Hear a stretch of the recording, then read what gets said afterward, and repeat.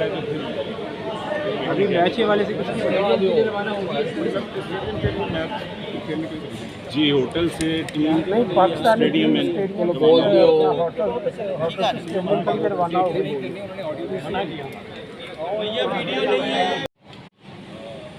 Chairman Mohsin Naqvi, उनका former chairman जो है मुनीब राजा और नजम सेठी साहब उनके साथ मुशावरत चल रही है।